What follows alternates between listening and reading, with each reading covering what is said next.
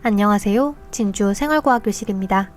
오늘은 손전등의 진주 실크가를 주제로 수업을 진행해 볼 예정입니다. 친구들은 손전등을 직접 본 적 있나요? 요즘은 전기가 원활하게 공급되기 때문에 사실 손전등을 쓸 일은 잘 없습니다.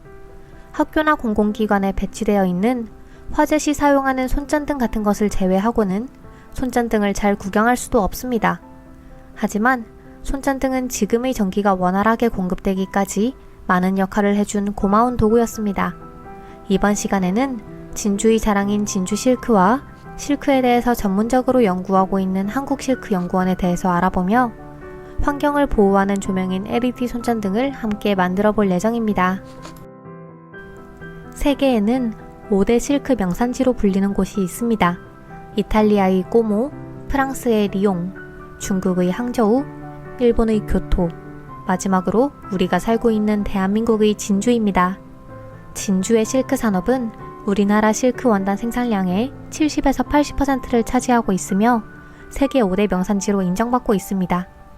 100년이 넘는 역사를 이어온 지역의 전통산업이며 지역 경제 발전을 이끌어왔습니다.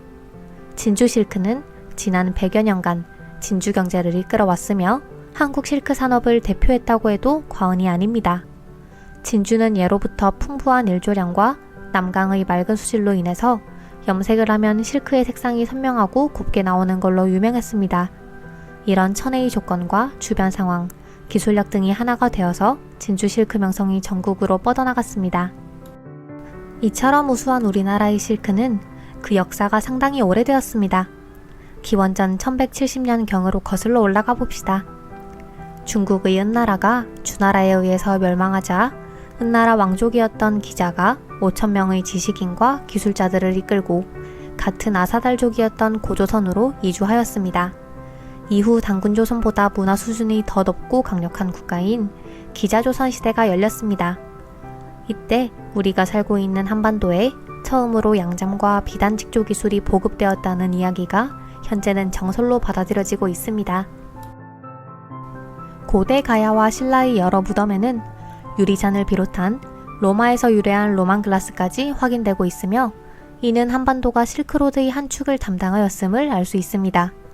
진주가 있는 경상남도는 고대 가야 시대가 있던 곳이며 인도와 비단 교역을 했으며 통일신라 시대에는 자급자족을 할 만큼 비단 생산 기술이 육성되었으며 왕족들은 죽어도 삼배가 아니라 귀한 실크로 시체를 싸서 보관했다고 합니다. 왼쪽의 사진은 국보 198호, 경주 98호인 남분 유리병 및 잔입니다. 이는 황남대총에서 발견되었으며 발견된 위치를 토대로 서역과의 문화교류가 이루어졌음을 알 수 있게 해주는 귀중한 병과 잔이라고 할 수 있습니다. 수직기 중심의 간의 수공업 산업 규모로 명성을 이어오던 진주 실크는 1924년 근대적 실크 재직을 위한 동양염직소 설립을 계기로 진주에서 또 현대식 설비를 갖춘 실크 공장들이 세워졌습니다. 동양염직소는 우리나라 최초의 방직 공장으로 이후 진주 실크는 급속도로 발전하기 시작했습니다.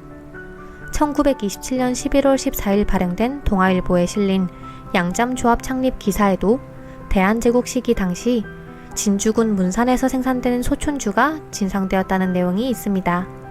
해방 이후 조일견직, 해동직물 등이 들어섰고 실크의 대명사가 된 진주뉴동이라는 고유상품도 개발했으며 진주뉴동은 진주 실크의 대중화와 함께 실크 산업의 전성기를 열었습니다. 1988년에는 국내 유일한 한국실크연구원이 산업기술혁신촉진법 제42조에 의거하여 진주문산읍에 설립되었습니다. 진주실크연구원은 실크 산업 발전에 필요한 생산기술의 연구개발, 지도보급과 디자이너 전문 인력 양성으로 실크 산업의 구조 고도화 및 국제 경쟁력 제고에 기여하고 있습니다. 이미 많은 친구들이 알고 있겠지만 우리나라의 여러 지역들 중 우리가 살고 있는 진주는 바로 실크로 유명한 지역입니다. 이 실크 산업의 발전과 연구를 위하여 노력하고 있는 기관이 있는데 바로 한국실크연구원입니다. 실크연구원인 만큼 우리와 같은 진주에 위치하고 있으며 이곳에서는 실크와 관련된 다양한 역할들을 하고 있습니다. 실크 산업의 육성책 연구, 실크 기술의 연구 개발, 설비의 제공 및 기술 지도, 디자인 개발 연구 등 우리와 가까운 곳에서 우리의 실크 산업의 발전을 위해서 한국실크연구원은 많은 노력을 하고 있습니다. 실크 하면 가장 먼저 생각나는 것은 역시 옷입니다. 부드럽고 우아한 느낌을 주는 실크는 당연하게도 옷감으로도 많이 사용되었습니다. 다른 옷감들과는 차별화되는 실크의 우수함을 알리기 위하여 진주시와 한국실크연구원에서는 2020 진주 실크 패션쇼를 열기도 하였고 진주 실크 디자인 경진대회를 열기도 하였습니다. 친구들도 우리 지역 진주에 관심을 가져본다면 진주와 관련된 다양한 프로그램들을 찾아볼 수 있을 것입니다. 진주 실크에 대해서는 충분히 알아보았으므로 이번에는 손전등에 대해서 더욱 자세히 알아봅시다. 먼저 우리나라의 조명기구 역사에 대해서 먼저 알아보기 위하여 먼 옛날 구석기 시대로 거슬러 올라가 봅시다. 구석기 시대에는 불의 발견과 함께 잎나무와 건불을 모아놓고 모닥불을 피워서 동굴의 어둠을 물리쳤습니다. 시간이 더 지나 신석기 시대에는 움집 안에 화로를 설치해 컴컴한 내부를 밝혔습니다. 모닥불과 화로는 맹수와 추위를 막거나 음식을 조리하는 것이 주된 목적이며 어둠을 밝히는 목적으로만 사용된 조명의 등장은 횃불과 등불입니다. 횃불은 쌀이나 갈대의 묶음에 붙인 불을 말하며 등불은 기름을 연료로 사용해 불을 켜는 조명기구입니다.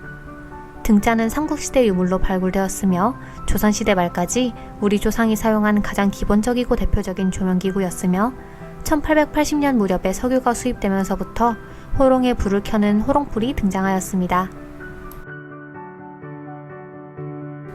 전기에너지를 빛으로 만들어내는 조명기구를 전구라고 합니다. 미국의 발명가 에디슨은 1879년 전구 속의 필라멘트에 전기를 흘려보내서 열과 함께 빛을 내는 원리를 이용해 백열전구를 발명했습니다. 1883년 조선의 법인단은 미국을 방문할 당시 에디슨의 회사를 방문하였고 이를 고종에게 보고 후 한밤중에도 밝게 있을 수 있는 전구에 탐복하여 에디슨에게 친서를 보냈습니다. 에디슨은 윌리엄 맥케이를 조선으로 파견 보내었고 조선의 26대 왕 고종에 의해서 우리나라 최초의 전기가 도입되었습니다.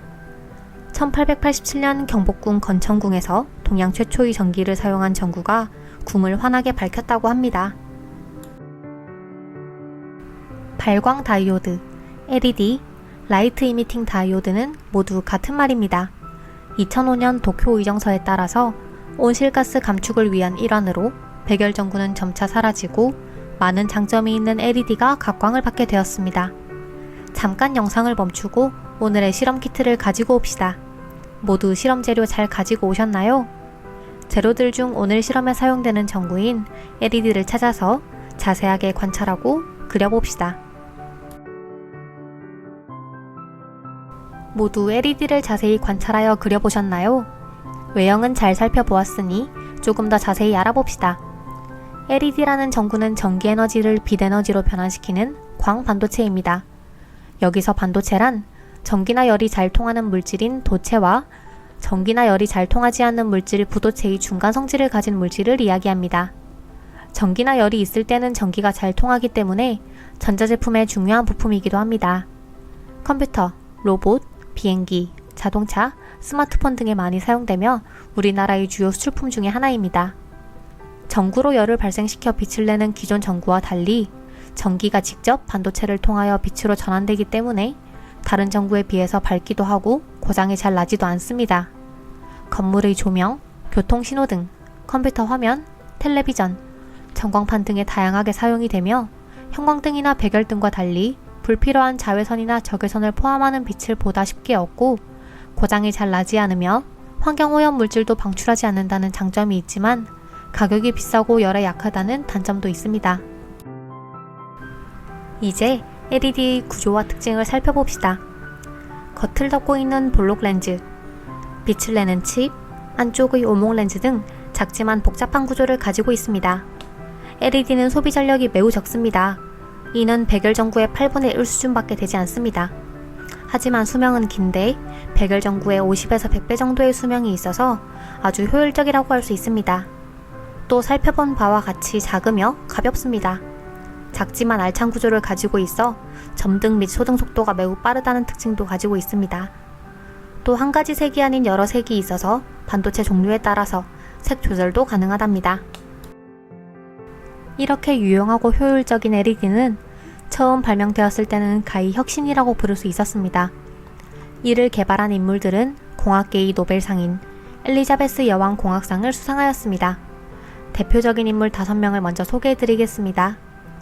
홀로니악 교수는 1962년 적색 LED를 처음 개발하였으며 크래퍼드 박사는 1972년 황색 LED를 발표했습니다. 슈지 교수와 이사무 교수는 1993년 청색 LED를 개발하여 2014년 노벨 물리학상도 수상했습니다. 마지막으로 듀피 교수는 LED 생산의 핵심적인 유기금속 화학 증착법을 개발해 LED 상용화를 도운 업적으로 올해 엘리자베스 여왕 공학상을 수상했습니다. 이러한 사람들이 바로 지금의 우리가 과거보다 더 편안하게 살 수 있는데 도움을 준 인물들입니다. 지금까지 진주 실크와 LED에 대해서 모두 살펴보았습니다. 세계 5대 실크 명산지 중 한 곳인 우리의 진주, 우리나라의 실크 역사, 한국실크연구원의 실크 산업 발전을 위한 노력 등 여러 방면으로 실크에 대해서 알아보았으며 먼 과거부터의 우리나라 조명기구 역사와 LED를 자세히 알아보았습니다. 그럼 이제 진주 실크와 LED의 합작품인 실크 손전등 만들기 시작해볼까요?